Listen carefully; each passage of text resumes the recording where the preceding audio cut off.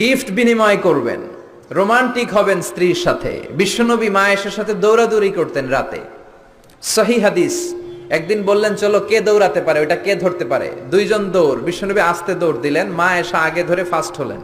ওমিয়া বিশ্বনবী যদি জোরসে দৌড় দেয়, পৃথিবীর কোনো পালোয়ান নবীর সাথে দৌড়ায় পারে? ইচ্ছা করে জিতায় দিলেন, ইচ্ছা করে। মা আয়েশা খুব খুশি, বিশ্বনবী চাইলেন একটু খুশি হোক, জিতায় দিলাম আর কি, সমস্যা কি। তার 7 বছর পরের ঘটনা, মা আয়েশা একটু মোটা হয়ে গেছে। আবার বললেন রাতে, আয়েশা চলো আজকেও দৌড় দৌড় খেলি, মদিনায় তো সবাই ঘুমায়।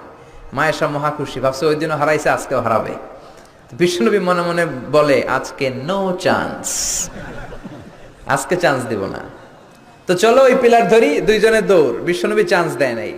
সাহাবারা বলতেন বিশ্বনবী যদি ঘোড়া হাঁকাতেন, জোরে ঘোড়া হাঁকালে 1-2 মিনিটের ব্যবধানে সাহাবারা বলতেন আমাদের ঘোড়াগুলো পিছনে থাকতো, সামনে দেখতাম আমরা শুধু ধোঁয়া আর ধোঁয়া। বিশ্বনবী ওনার ঘোড়া নিয়ে যে কয় মাইল সামনে চলে গেছে আমরা নিজেরাও জানি না।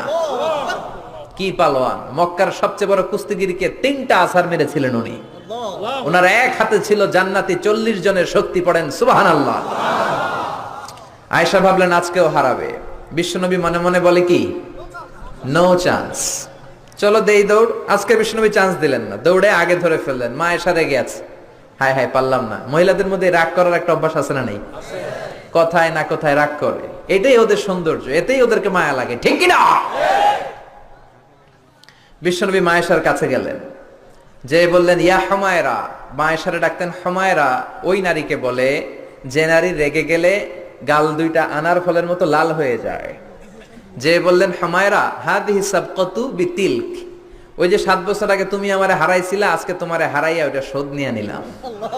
আল্লাহু আকবার।